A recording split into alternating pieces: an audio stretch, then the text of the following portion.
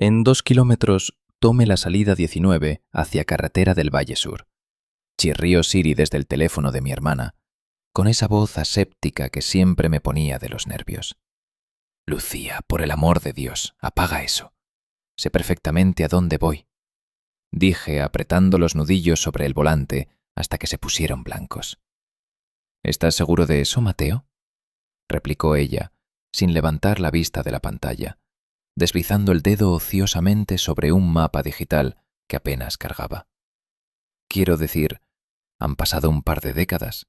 La memoria es traicionera y las carreteras cambian. Por favor, como si pudiera olvidar dónde está el Parque de las Cumbres. Vamos, Lucía, pasamos cada maldito verano de nuestra infancia recorriendo este asfalto. El olor a pino y alquitrán está grabado en mi ADN.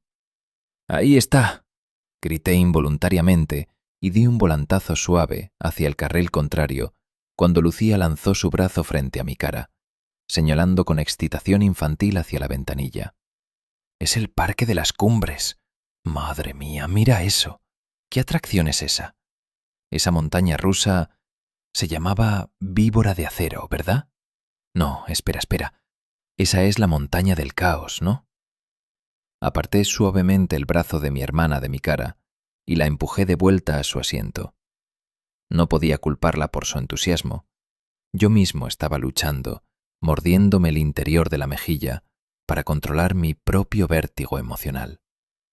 Se sentía como si fuéramos niños otra vez, gritando y rebotando en el asiento trasero del viejo sedán de nuestros padres, justo cuando los primeros rieles brillantes y los tablones de madera de las montañas rusas aparecían sobre las copas de los árboles como el esqueleto de una bestia mitológica dormida. Esa es la Víbora de Acero, le corregí, sintiendo una extraña satisfacción al pronunciar el nombre.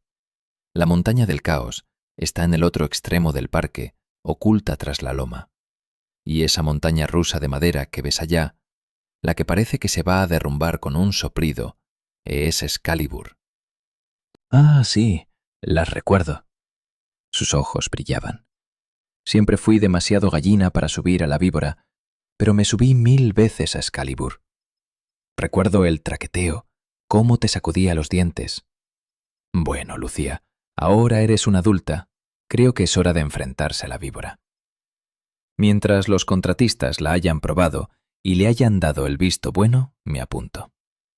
Esa era realmente la cuestión, ¿no? No sabíamos qué atracciones habían sido inspeccionadas y autorizadas y cuáles seguían siendo trampas mortales de óxido y negligencia. Envié una plegaria silenciosa al cielo grisáceo, esperando que la montaña del caos estuviera entre las atracciones aprobadas. Le había dejado a Javi varios mensajes de voz preguntando al respecto, ya que él era el encargado de coordinar todo el aspecto técnico. Pero con la velocidad vertiginosa a la que se habían movido las cosas desde que compramos el parque, no podía culparlo por ser un hombre ocupado. Si le hubieras dicho a mi yo de 12 años que mi amigo Javi, el loco, hiperactivo y salvaje Javier de la Vega, terminaría graduándose cum laude en la escuela de negocios y dirigiendo un fondo de inversión, me habría reído en tu cara hasta orinarme. ¿Javier? De ninguna manera. Tomás, tal vez, pero nunca Javier. De hecho, la mitad de la razón por la que creo que eligió el camino de los negocios fue debido al Parque de las Cumbres. Cuando el parque cerró abruptamente en 1999, Javier nos había reunido a todos en su sótano y con una gravedad y solemnidad que nunca había visto en él antes ni desde entonces, nos pidió que hiciéramos el pacto. En ese momento, la promesa había sido el voto más serio que 5 niños de 12 años podían hacer. Embriagados por un verano entero de diversión en el Parque de las Cumbres, acordamos, con toda la ceremonia de una reunión parlamentaria, que algún día nos uniríamos y compraríamos el parque de atracciones. Por supuesto, en aquel entonces planeábamos simplemente comprarlo y montar en las montañas rusas hasta que se cayeran a pedazos. Decidimos a qué amigos de la escuela dejaríamos entrar y a qué enemigos se les prohibiría el paso en las puertas. Siempre había sido nuestro parque, y era justo que lo tuviéramos. Había tomado 20 años, pero finalmente cumplimos nuestra promesa. Con un infierno de presión por parte de Javier y una oferta considerable de garantía colateral por parte de Tomás, el banco había acordado darnos el préstamo multimillonario para comprar, reparar, restaurar y reabrir el parque. El tamaño del préstamo del que éramos responsables los 6 me dio pesadillas durante varias semanas. ¿Cómo podría este lugar volver a ser rentable? Había estado cerrado durante décadas, después de operar en números rojos durante varios años. El condado había experimentado un alto número de fugitivos y personas desaparecidas en la zona en los últimos años de la década de los 90. Toda la región estaba nerviosa a medida que los casos aumentaban y la gente del área se deprimía y sospechaba unos de otros. Eso había matado absolutamente la asistencia al parque. Los periódicos lo llamaban la maldición de la niebla, pero nosotros sabíamos que era solo mala gestión y mala suerte. O eso queríamos creer. Pero ver las primeras crestas de los rieles de las montañas rusas a través de los árboles me hizo olvidar casi por completo mis preocupaciones financieras. Esto era el Parque de las Cumbres, por el amor de Dios. Si abríamos las puertas, la gente vendría. ¡Ahí! ¡Ahí, ahí, ahí! ¡Esa es nuestra salida!, chilló Lucía. Salí de la autopista y giré a la izquierda bajo el puente, donde el musgo colgaba como barbas de anciano. Menos de 1 kilómetro después, nos encontramos con las hectáreas de los estacionamientos del parque a nuestra derecha. El asfalto estaba agrietado, con hierbajos creciendo como venas verdes a través del gris. Entramos y condujimos todo el camino hasta el frente, cerca de las puertas donde varios otros coches estaban estacionados. Un Lexus reluciente, un Mini Cooper, un viejo Chevelle que había visto mejores días y un Honda Civic, otro coche de alquiler como el nuestro. «Parece que somos los últimos aquí», dijo Lucía, desabrochándose el cinturón. Tenía razón. Mientras nos deteníamos junto al Lexus, noté un grupo de personas de pie junto a la taquilla, saludándonos con entusiasmo. El viento movía sus ropas y por un segundo parecieron fantasmas de nuestro pasado. «Dios mío, ¿es Tomás?», exclamó Lucía. «Jesús, ha perdido peso. Está tan delgado ahora. Y Javier está perdiendo el pelo. ¡Mierda, es Koji! Koji se puso guapo». «Cálmate, Paris Hilton. Estos chicos son mis amigos. Están fuera de tu alcance, las mismas reglas que cuando éramos adolescentes. Además, la mitad de ellos están casados». «¿De verdad? ¿Qué mitad?». Lucía levantó una ceja y se arregló el pelo en el espejo retrovisor. Negué con la cabeza, divertido. Mi hermana pequeña nunca había superado su locura por los chicos. «Espera, ¿quién es esa?», preguntó Lucía mientras salíamos del coche, el aire frío de la montaña golpeándonos la cara. «¿Qué? Ese es Scott. ¿Conoces a Scott?». «No, Scott. Scott se ve exactamente igual. Parece que vive en Formol. La chica al lado de Scott». Oh, había pospuesto esto tanto tiempo que realmente había olvidado decírselo a mi hermana. Esa es Dani, la novia de Scott. ¿Dani? ¿Como en Daniel Burcher? Bueno, sí. Mi hermana me lanzó una mirada tan horrorizada que pensarías que la había traicionado a muerte. Pero fue fugaz y rápidamente reemplazada por una sonrisa astuta. «Me parece bien. Estoy segura de que no es la misma persona que era en la secundaria. Todos somos adultos ahora, ¿verdad? Ahora vamos, vámonos». Un suspiro de alivio escapó de mi pecho mientras cerraba la puerta del coche y seguía a Lucía hacia la entrada. Aunque veía a la mayoría de estos chicos cada año, vernos a todos aquí juntos, de pie en las taquillas del Parque de las Cumbres, me trajo una especie de felicidad que no había experimentado en muchos años. Era una mezcla de nostalgia y poder.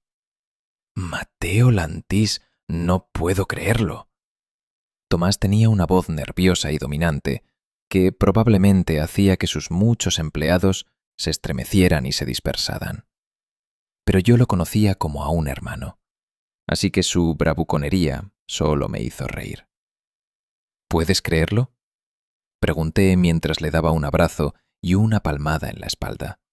De vuelta en las puertas principales. 15 euros al día no parece tan ridículo ahora. 15 euros al día, mi trasero, dijo Javier mientras me estrechaba la mano. Su agarre era firme, el de un hombre que ha movido millones. Según mis cálculos, parece que cobraremos unos 65 euros al día. Yo lo pagaré. Lucía sonrió mientras le daba un abrazo a Koji. ¿La gente realmente va a pagar 65 euros al día?, preguntó Koji ajustándose las gafas. Incluso Disneyland solo cobra 85 y allí tienes acceso a 2 parques. ¿Cómo pude olvidarlo? Javier negó con la cabeza. Uno de nuestros inversores trabaja para el ratón. Lástima que no te dejen diseñar ninguna obra de arte para este lugar.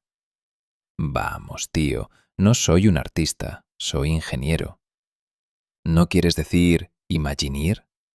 Lucía le guiñó un ojo. Koji suspiró y negó con la cabeza, sonriendo a pesar de sí mismo. Sí, lo soy. Mientras Javier y Lucía bromeaban con Koji, me dirigí al lado de la taquilla donde Scott y su novia conversaban. No sabía por qué Scott estaba siendo tan distante, pero pensé que podría tener algo que ver con la inversión. Scott, el menos acomodado de nosotros 6, trabajaba en el taller de colisión de su padre y no había tenido mucho dinero para invertir. Pensé que tal vez estaba avergonzado por el dinero, pero ahora, viéndolo apoyarse contra la cabina, con ojos que se movían lentamente, me di cuenta de que no era eso en absoluto. Scott simplemente estaba colocado. El mismo viejo Scott. ¿Qué pasa, Burnout? Mi hermano. No te he visto en como 15 años. ¿Qué tal un abrazo de hermanos? Scott sonrió, una sonrisa lenta y perezosa, y se empujó de la pared para darme un abrazo rápido. Olía a tabaco dulce y a menta. Oye, ¿cómo te va, tío? Mierda, mírate. ¿Cuál es tu dieta, tío? ¿Comida de conejo y lechuga? No vas a conseguir chicas con ese cuerpo flacucho. A tu madre no parece importarle. Hola, Mateo. Soy Dani. ¿Me recuerdas? ¿Dani Barcher? La novia de Scott me dio una sonrisa tímida y extendió su mano para que pudiéramos participar en un apretón de manos rígido. Sí, creo que sí. Estabas en la clase de mi hermana, ¿verdad? ¿Lucía Lantis? Dani tuvo la decencia de parecer avergonzada. Sí, pero no éramos realmente amigas. Eso es decirlo suavemente, pensé. Daniel había hecho de la vida de Lucía un infierno en 8º grado. Éramos estudiantes de primer año cuando vosotros erais de último año, añadió ella rápidamente. Sí, recuerdo eso. Tal vez debería terminar con esto de una vez. Llamé a Lucía y la reintroducción de las 2 chicas, aunque incómoda, terminó bastante rápido para alivio de todos. Todos estábamos ansiosos por entrar al parque. Era extraño no detenerse en la ventanilla por las entradas y aún más extraño caminar alrededor de los torniquetes oxidados de las puertas principales. Me deleité recordándome a mí mismo que éramos dueños de este lugar ahora. Éramos los reyes del castillo. Javier nos dio un recorrido por el parque, no tanto de la geografía, todos conocíamos eso al dedillo, sino del diseño hipotético y la reorganización del parque tal como él lo veía. Caminamos por la calle principal, donde las fachadas de las tiendas de recuerdos parecían calaveras sonrientes con las ventanas rotas. La Excalibur va a necesitar la mayor cantidad de trabajo, según Rich. Javier señaló hacia la estructura de madera. Es una montaña rusa hecha de madera, expuesta a los elementos durante todos estos años. Mantendremos tanta estructura original como sea segura, pero podríamos tener que reconstruir la mayor parte. ¿Tenemos el dinero para eso? preguntó Scott en voz alta desde donde caminaba detrás de nosotros con Danny. Sí, dijo Tomás, ajustándose su chaqueta de marca. Tenemos el dinero para eso. Ah, señor ricachón, ¿ese concesionario de Mini te trata bien? Le di un codazo fuerte con el hombro. Tomás tropezó, pero mantuvo la compostura suficiente para empujarme hacia un puesto de churros abandonado. Esos 6 concesionarios de BMW me están tratando muy bien. Lo suficientemente bien como para servir como la garantía considerable que necesitábamos, añadió Javier con un tono serio. Entonces, Lucía corrió detrás de nosotros y rodeó a Tomás y Koji con sus brazos. ¿Podemos subir a algunas atracciones? ¿Estás bromeando? ¿Por qué crees que estamos aquí? Tomás se rió. Yo solo estoy aquí por la montaña del caos, dije, aplaudiendo y frotándome las manos con entusiasmo. Era la atracción, la única que importaba. Javier levantó las manos. Está bien, está bien. Pensé que estaríais interesados en cómo va vuestra inversión. Koji resopló. Todo lo que nos interesa es el ROI proyectado y, más importante aún, qué atracciones han pasado la inspección de seguridad. Oh. Javier dejó de caminar e intentó parecer molesto, y fallando en eso, sonrió. Un poco más de la mitad de ellas son aptas para montar. De repente, todos hablaban a la vez, una cacofonía de voces emocionadas. ¿Está abierta la víbora de acero? Sí, esa está encendida. ¿Qué hay del dragón rojo? Ese está listo para funcionar también. ¿Cataratas renegadas? El agua no está conectada. ¿High roller? Sí. ¿Giro espacial? Oh, sí. ¿Torre de poder? Están haciendo la inspección esta semana. Solo había una atracción que realmente me importaba, la favorita mía y de Javier. ¿Qué hay de la montaña del caos? Sí, respondió él ante los gemidos colectivos del resto. La montaña del caos siempre había sido lo nuestro. Los otros siempre habían estado felices de montar en high roller y dragón rojo hasta el agotamiento, pero Javier y yo siempre nos separábamos hacia el final del día para montar en la montaña del caos hasta las horas del crepúsculo. Era más que una montaña rusa, era una experiencia religiosa. ¡Ugh! Lucía se estremeció. Odio esa atracción. Es aburrida como el infierno. Estuvo de acuerdo Koji. Ayudé a diseñar algo similar para Disneyland Hong Kong. La pusimos en Fantasyland, por el amor de Dios. Oye, esa atracción es increíble. Es larga y se pone boca abajo, discutí. Lucía está demasiado asustada para montarla. No tengo miedo de esa atracción. Simplemente me da escalofríos. Algo en ella, simplemente, no sé, parece incorrecto. Está bien, mirad. Empezaremos en este extremo del parque y avanzaremos hacia la parte trasera. De esa manera, podemos montar en cada atracción que haya pasado la inspección, incluida la montaña del caos, dijo Javier, tomando el mando como siempre. Y dragón rojo, añadió Tomás, y los otros asintieron con entusiasmo. Sí, cada atracción. Y por supuesto, podemos montarlas, ya sabes, tantas veces como queramos. Maldita sea, sí, hermano. Koji chocó los 5 con Javier y nos dirigimos calle abajo hacia Giro Espacial. Nuestro progreso a través del parque fue maravillosamente lento. Todos querían montar en cada atracción varias veces y una persona siempre tenía que quedarse en el área de carga para operar la atracción. Solo tomó 1 hora o 2 olvidar que era un hombre adulto de 35 años. Estar de vuelta aquí, corriendo por las colas vacías con mis amigos, discutiendo quién conseguía la primera fila del primer coche, era como tener 12 años otra vez. El eco de nuestras risas rebotaba en las estructuras vacías, llenando el silencio sepulcral del parque. Aún así, mi ojo se sentía constantemente atraído hacia arriba, sobre los edificios en la distancia, hacia la parte trasera del parque, donde los rieles altos y relucientes de la montaña del caos brillaban bajo el sol despejado. No habría discusión sobre quién conseguía la primera fila en esa montaña rusa. Éramos Javier y yo. Siempre fuimos Javier y yo.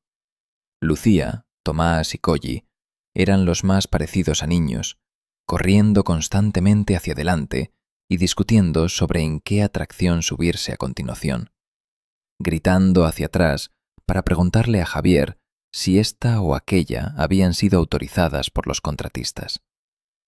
Javier y yo nos quedamos un poco atrás del grupo, discutiendo ideas y posibles mejoras para el parque. Scott y Danny ocuparon la retaguardia, hablando en voz baja y encendiendo porros que dejaban un rastro de humo azulado. Cuando llegamos al Enterprise, una atracción simple que consistía en coches giratorios en una pista circular, me ofrecí a accionar el interruptor mientras el resto del grupo montaba en exceso. El Enterprise siempre me mareaba cuando éramos niños. Javier se ofreció a quedarse en la plataforma conmigo para charlar mientras todos los demás montaban. Accioné el interruptor para encender la atracción y, mientras los coches giraban alejándose del área de carga, la señalización del Enterprise apareció a la vista. Suspiré. Todo el día había estado tratando de ignorar el grafiti brillante rociado por todo el parque, pero las palabras pintadas sobre la señalización del Enterprise eran imposibles de ignorar. ¿A dónde fueron los niños? Y el resto del grafiti en el parque era muy similar. La mayoría decía cosas como ¿dónde están? Fila de fugitivos. Encuentren a Ryan Kinski. Y los desaparecidos ahora están muertos. Dichos similares se podían encontrar en la ciudad, rociados en algunos edificios en ruinas en el distrito industrial. Los ojos de Javier evitaron el letrero, pero me di cuenta de que él también estaba pensando en ello. ¿Crees que la razón por la que cerraron este parque, quiero decir, ves que eso sea un problema para la asistencia al parque? Pregunté tan casualmente como pude. Javier guardó silencio durante unos momentos, mientras esperaba que la atracción se detuviera para poder accionar el interruptor nuevamente. El zumbido mecánico llenaba el aire. No lo creo. Los problemas de baja asistencia no son realmente lo que cerró el parque. ¿No lo son? Esto me sorprendió. No. Cuando estábamos negociando la venta del parque, me dieron acceso a las finanzas del parque en los años 80. Así que no operaban con pérdidas. Oh, sí lo hacían. Pero este parque ha operado en números rojos desde el día de la apertura en los años 70. La mitad de sus ingresos se estaba retroalimentando en algo llamado servicios del condado, lo que sea que eso signifique. El banco no pudo decirme, y créeme, intenté averiguarlo. Servicios del condado, reflexioné. Sí, bizarro. Y según el papeleo, el parque se cerró porque el propietario ya no quería vivir aquí, y no podía molestarse en esperar una oferta decente por la propiedad, así que simplemente se la vendió al banco por casi nada. Así que era un tipo rico. Me recosté contra la barandilla para estirar la espalda. Y un idiota.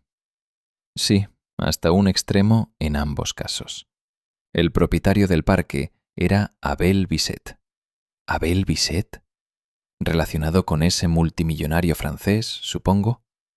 Javier asintió.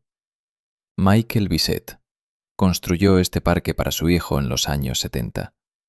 Abel nunca fue realmente lo que llamaríamos inclinado a los negocios. Siempre lo he escuchado descrito como simple. No puedo creer que el hijo de un multimillonario viva en esta área. Bueno, ya no. Se mudó hace décadas. Negué con la cabeza con incredulidad. ¿Quién hubiera pensado alguna vez que nuestro pequeño parque simple era propiedad del hijo de un famoso multimillonario? ¡Demonios! Incluso podría haberme sentado a su lado en las atracciones y no tener ni idea. ¿Queréis ir otra vez?, gritó Javier a los otros mientras la atracción se detenía de nuevo. Estoy listo para seguir, gritó Koji. ¿Alguien quiere montar de nuevo? ¡No!, respondió un coro de voces mareadas. Eran cerca de las 5 en punto, cuando finalmente llegamos a la montaña del caos. Mientras el sol comenzaba a ponerse, un pánico y una urgencia familiares brotaron en la boca de mi estómago. Me tomó un momento darme cuenta de que no teníamos que irnos cuando el parque cerrara esta vez, porque el parque no cerraba. Podíamos quedarnos hasta el amanecer si queríamos. Mientras me acercaba ansiosamente al torniquete de la montaña del caos, Tomás habló detrás de mí. Escuchad, ¿podemos ir a la ciudad y pillar algo para comer antes de montar en la montaña? Tengo un hambre que me muero. ¿Realmente quieres montar en la montaña después de comer?, preguntó Koji. Buen punto. Solo hay un bucle. Dani puso los ojos en blanco, como si quisiera estar en cualquier otro lugar. 2, dije. No olvides el inline roll. Sí, 2, respondió Scott. Además, es un viaje de 2 minutos. Si tu comida no te sienta bien, tienes una larga espera hasta que termine. Mirad, dije, sintiendo la impaciencia quemarme. Montemos un par de veces y luego vamos a comer. Cuando volvamos, veremos cómo nos sentimos. Todos asintieron y comenzamos a caminar por las colas vacías hacia la plataforma. El camino estaba lleno de hojas secas que crujían bajo nuestros pies. Cuando llegamos al muelle de carga, me emocioné al ver nuestro coche verde favorito sentado en la vía. ¡Asiento delantero!, gritamos Javier y yo simultáneamente mientras los vagones del tren aparecían a la vista, y todos detrás de nosotros gemían. Me quedo aquí, dijo Lucía. Solo manejaré la cosa de la plataforma de lanzamiento. Todavía asustada después de todos estos años, Char. Scott la molestó, usando su apodo de la infancia. Cállate, Burnout. Scott se rió y le revolvió el pelo antes de correr y saltar al primer coche detrás de Javier y de mí. Dani se subió a su lado y luego Tomás y Koji tomaron el segundo coche. Tiramos de los arneses de hombro hacia abajo y se bloquearon en su lugar con un clic metálico definitivo. ¿Listos?, preguntó Lucía desde la cabina. Sí, gritó Javier. Envía el coche. Lucía tiró de la palanca y los frenos se desactivaron. Mientras el coche avanzaba, me volví hacia Javier. ¿Conseguimos el coche verde a propósito?, le grité mientras la montaña rusa traqueteaba alrededor de la plataforma de carga y comenzaba la subida ruidosa de la primera colina de elevación. Sí, enviamos coches por aquí toda la mañana, pero me aseguré de que Rich supiera dejar la máquina verde en la bahía de carga. Increíble. Mientras el tren subía la colina de elevación, no hice ningún intento de ocultar mi total alegría. Miré hacia el extenso parque y no podía creer que fuera mío. Cada pista, cada coche, cada torniquete, cada tornillo, desde la puerta principal hasta el estacionamiento de desbordamiento en la parte trasera, todo era nuestro. Cómo deseaba poder volver en el tiempo y decirle a un joven yo, esperando en la fila de 2 horas para la montaña del caos: un día serás el dueño de este lugar. Y mientras coronábamos la colina y el tren caía en la primera bajada, me di cuenta de que esencialmente había vuelto en el tiempo. Al menos estaba gritando como un niño de 12 años, al igual que todos los demás detrás de mí. Nos sumergimos en la primera colina de prueba y luego nos inclinamos con fuerza hacia la segunda colina de elevación. Caímos desde allí, bajamos al bucle vertical, nos inclinamos alrededor de un conjunto de tiendas de regalos, subimos brevemente y luego bajamos una pequeña colina hacia el inline roll. Cuando llegamos de nuevo a la bahía de carga, todos estábamos gritando y vitoreando. Lucía ni siquiera tuvo que preguntar, solo nos sonrió y nos envió de nuevo. Fuimos 2 veces más antes de que finalmente nos bajáramos de la atracción. Koji se acercó para revisar el panel de control, mientras el resto de nosotros Nos burlábamos de mi hermana. ¿Seguro que no quieres ir, Char? Es increíble. Nah, estoy bien. No tengo problema en ser la feriante de esta atracción. Se rió ella, aunque sus ojos escaneaban la estructura con recelo.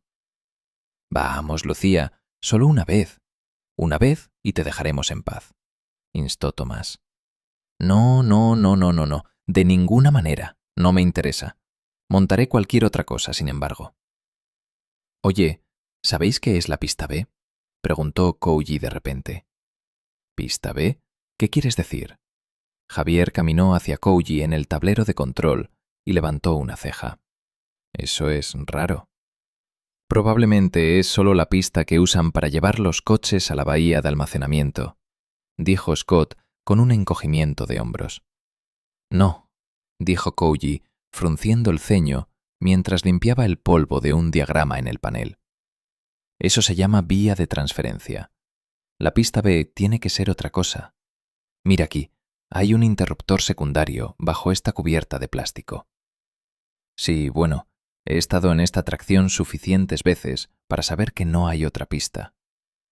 Sí, estuvo de acuerdo Tomás conmigo. Él lo ha hecho. Entonces, ¿deberíamos probarla?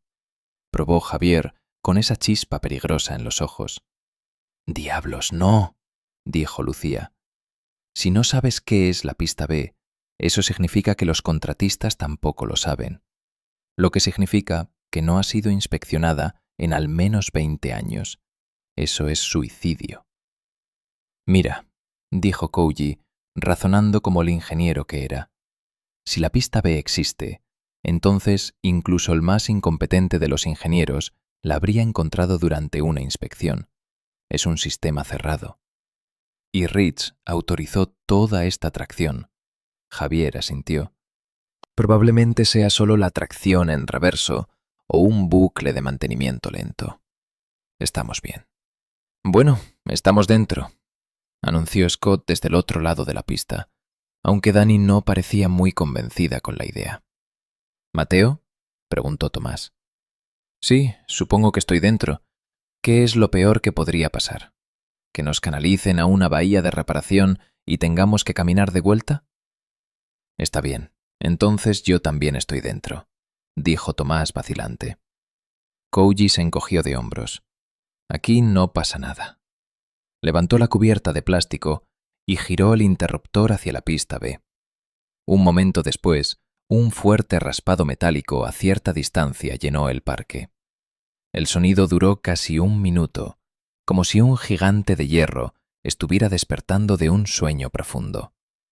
Estudié la familiar montaña rusa plateada bajo el cielo rosado de la puesta de sol, pero no vi cambios físicos en la pista. Miré a Javier y un encogimiento de hombros me dijo que él tampoco.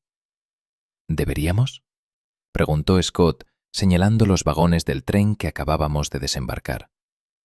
Le di a Lucía una mirada interrogante, pero ella negó con la cabeza enfáticamente. «Ni hablar. Yo me quedo aquí, por si tenéis que llamar a emergencias». Así que éramos solo los 6 de nuevo. Javier y yo volvimos a la primera fila. La atmósfera había cambiado. El aire se sentía más pesado, cargado de una electricidad estática que erizaba el vello de mis brazos. «Es justo que vosotros dos toméis la proa del barco», dijo Tomás, haciendo un saludo militar burlón desde la segunda fila. «Oh, capitanes, mis capitanes». Me reí, una risa que sonó un poco forzada incluso para mis propios oídos, y salté al lado derecho de la primera fila. Javier se arrastró al asiento a mi lado, ajustándose la chaqueta como si estuviera a punto de cerrar un trato millonario y no a punto de ser lanzado al vacío. Tomás y Kouji se acomodaron detrás de nosotros, y Scott y Dani tomaron la parte trasera. Bajamos las barras de seguridad. El mecanismo hidráulico siseó y los arneses se bloquearon sobre nuestros pechos con un clac pesado y definitivo. «¿Estáis seguros de esto?», preguntó Lucía desde la cabina de control. Su voz sonaba pequeña a través del sistema de megafonía, distorsionada por la estática de los altavoces viejos. Dani dijo algo desde su lugar unas filas atrás, algo que sonó como una súplica para esperar. Pero todo lo que escuché fue a Javier gritando con una euforia maníaca. «¡Tírala! ¡Dale al botón!». Los frenos se liberaron con un bufido de aire comprimido y el tren rodó lejos de la plataforma, adentrándose en el crepúsculo. Las luces de la pista se habían encendido mientras discutíamos, y la montaña rusa, iluminada contra el cielo violeta, parecía absolutamente hermosa. Una escultura cinética de cromo y neón. Me llené de asombro y reverencia por lo que este lugar realmente significaba para mí y mis amigos. Era un símbolo de nuestra juventud, de nuestra inocencia y de nuestra dichosa ignorancia del mundo. Era nuestra propia pequeña burbuja de felicidad congelada en el tiempo. La montaña rusa comenzó a trepar de nuevo la colina de elevación. El clac, clac, clac de la cadena de arrastre marcaba el ritmo de mis latidos. Desde la cima, Javier y yo escaneamos la pista con ojos de halcón, buscando esa mítica pista B. Pero en esos pocos segundos de vista panorámica no vi ninguna diferencia. Javier me miró, buscando confirmación, y negué con la cabeza decepcionado. «Es lo mismo», le grité sobre el viento. «Te lo dije», respondió él. «Kouji está paranoico». Para cuando llegamos al bucle vertical a mitad del recorrido, estaba claro que no había ninguna pista B visible. Pero era difícil estar molesto porque todavía estaba en la montaña del caos, volando a 100 kilómetros por hora, y todavía me resultaba un desafío imposible no sonreír. Nos inclinamos alrededor de las tiendas de regalos, ahora brillantemente iluminadas. Subimos la pequeña colina de prueba y luego bajamos. Deberíamos haber entrado en el inline roll, esa maniobra donde el tren gira sobre su eje mientras avanza recto. Pero el inline roll estaba de repente encima de nosotros. Lo habíamos perdido. En cambio, la pista se sumergió violentamente hacia abajo, hacia un agujero grande y cuadrado en el suelo detrás de las tiendas de regalos, oculto por arbustos sintéticos y una lona vieja que el mecanismo había apartado. Nos dirigíamos directamente hacia la tierra. Estaba en demasiado estado de shock para gritar o incluso moverme. El agujero negro nos tragó en un instante y descendimos a una oscuridad completa. El aire cambió instantáneamente, pasó de ser fresco y con olor a pino a ser rancio, húmedo y con un hedor metálico a grasa vieja. Entonces sentí algo que heló mi sangre más que la oscuridad. Sentí que una presión cómoda abandonaba mis hombros. Los arneses de seguridad se habían liberado. Me aferré al borde delantero del asiento con una fuerza que amenazaba con romperme los dedos. Escuché los gritos aterrorizados de mis amigos detrás de mí cuando la montaña rusa giró repentinamente en lo que se sintió como un inline roll en la oscuridad total. Estaba demasiado asustado para hacer otra cosa que aferrarme a la vida, aunque alguna parte racional de mi cerebro, la parte que escuchaba a Kouji hablar de física, registró que las fuerzas G del giro probablemente habrían sido suficientes para mantenerme en mi asiento si me hubiera soltado. Probablemente. Salimos del giro y caímos de nuevo, fuerte. Mientras la montaña rusa caía, la habitación se iluminó repentinamente a nuestro alrededor. No estábamos en un túnel de mantenimiento, estábamos en una caverna inmensa, un espacio industrial subterráneo que debía extenderse por debajo de todo el parque. La pista debajo de nosotros se arqueaba hacia una ligera colina de prueba. Al golpear el fondo de la colina, las barras de los hombros bajaron mecánicamente de nuevo, bloqueándonos. El coche pasó sobre la pequeña colina y luego frenó bruscamente para comenzar a subir otra colina de elevación. Está mucho más alta y empinada que cualquiera en la superficie. Tomé mi primer respiro desde que caímos a través del suelo y miré a mi alrededor, tratando de desconectar los gritos histéricos de Dani y Tomás detrás de mí. La sala era cavernosa. A lo largo de todo el edificio subterráneo, lámparas de vapor de sodio salpicaban las paredes cada 10 metros.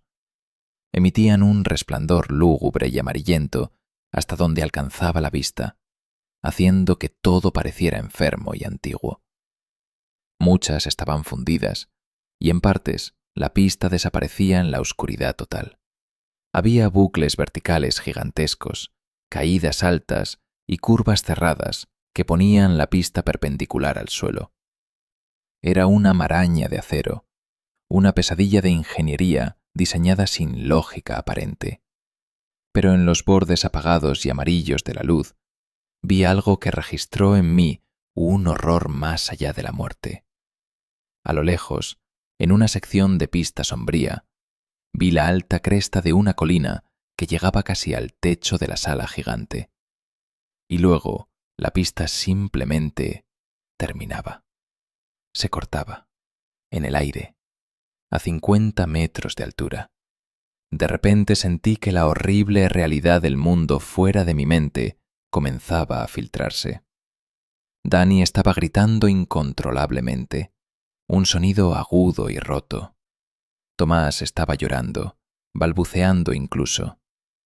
Koji le gritaba a Javier, quien me miraba directamente, golpeando mi pierna con fuerza y repitiendo mi nombre como un mantra. ¡Mateo! ¡Mateo!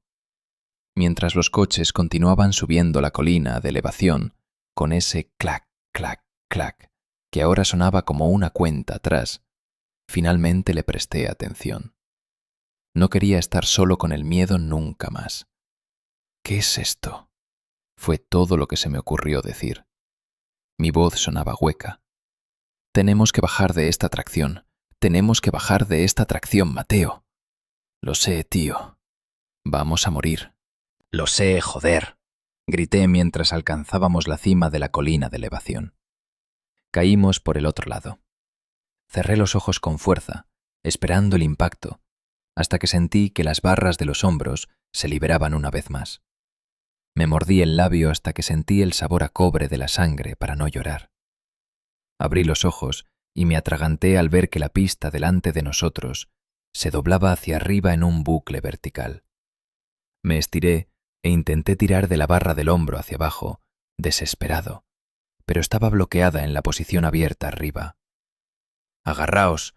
¡Agarraos a los asientos!, grité tan fuerte como pude, mi garganta desgarrándose.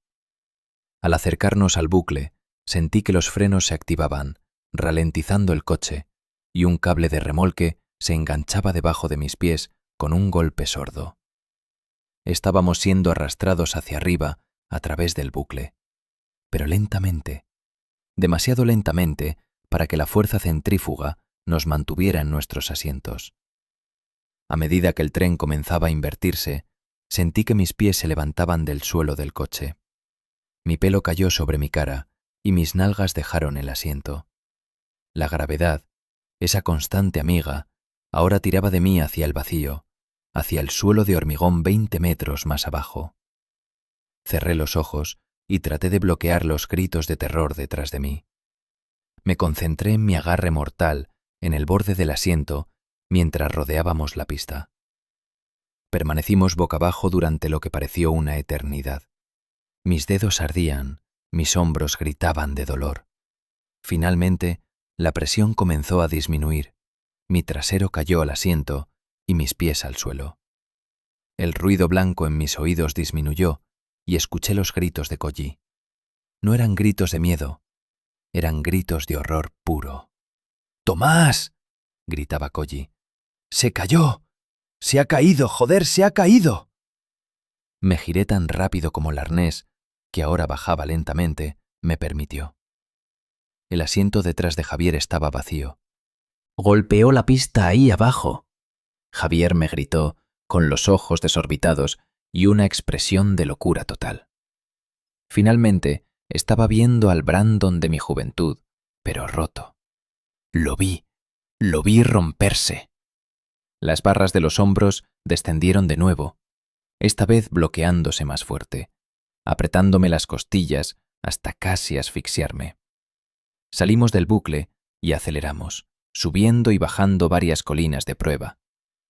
Traté de estudiar la pista delante de nosotros mientras pasábamos por las partes más seguras. Creí ver agua reflejándose en los rieles de metal en algún lugar a la distancia, un estanque negro y estancado. Javier sollozaba en su asiento, un sonido gutural y húmedo. Mateo, ¿qué vamos a hacer? No quiero morir, tío. No quiero morir aquí abajo. Tengo 2 hijas, Mateo. No lo sé. No sé qué hacer. Lo siento, tengo miedo también. Le respondí, sintiéndome inútil. Nos inclinamos alrededor de una esquina de la habitación y las barras de los hombros se liberaron de nuevo. El sonido metálico del desbloqueo fue como un disparo. Esta vez nos zambullimos en una curva peraltada que ponía el lado izquierdo del tren paralelo al suelo. Y era una caída larga. Me aferré al borde del asiento con fuerza como antes, pero esta vez mantuve los ojos abiertos. Vi a Javier comenzar a deslizarse fuera de su asiento. La gravedad tiraba de él hacia el abismo. ¡Javi! Solté una mano y lo agarré por la camisa, tirando de él hacia mí con una fuerza que no sabía que tenía. Él se aferró a mi brazo, clavándome las uñas, gritando. Logramos mantenerlo dentro hasta que el tren se enderezó. Para cuando el tren se niveló, no podía decir quién más se había perdido. La mayoría de los gritos detrás de mí se habían convertido en sollozos fuertes o en un silencio aterrador. La barra del hombro no se volvió a enganchar y sentí que los frenos del coche ralentizaban el tren de nuevo. No tenía que ver el bucle para saber lo que venía después. Era otro bucle invertido. Este era más alto y más grande, y podía decir por el ángulo de entrada que estaríamos boca abajo durante más tiempo. Alguien detrás de mí comenzó a gritar de nuevo, Dani, creo, un grito que rasgaba su garganta. Traté de respirar, de posicionar mis manos doloridas y sudorosas de nuevo bajo el labio del asiento. Javier hizo lo mismo y me miró mientras el coche comenzaba a subir el bucle. Las lágrimas corrían por su cara, mezclándose con el moco y la suciedad. No quiero morir aquí, tío. Negué con la cabeza hacia él porque no se me ocurría nada que decir. No había consuelo posible. Sentí que las lágrimas salían de mis propios ojos cuando alcanzamos el punto de inflexión del bucle y mis pies dejaron de nuevo el suelo.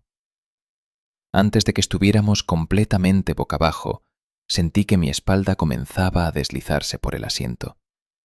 Pensé que si perdía el agarre, podría intentar agarrar las barras de los hombros mientras caía del coche. Una idea estúpida. El coche se detuvo repentinamente en el cénit del bucle. Estábamos completamente invertidos, colgando como murciélagos. Gruñí ruidosamente por el dolor y el inmenso esfuerzo que costaba mantener mi agarre en el asiento. La sangre se agolpaba en mi cabeza, martilleando detrás de mis ojos. El coche comenzó a moverse de nuevo, lentamente, tortuosamente despacio. Escuché a Javier decir algo. Perdóname. Miré hacia él justo antes de que sus dedos, resbaladizos por el sudor, fallaran. Un segundo estaba allí, a mi lado, mi mejor amigo de toda la vida, y al siguiente estaba cayendo lejos del coche. Vi a Javier intentar agarrar la barra del hombro en su salida, sus manos buscando desesperadamente algo sólido en el aire vacío, pero no pudo mantener el agarre. Lo vi caer.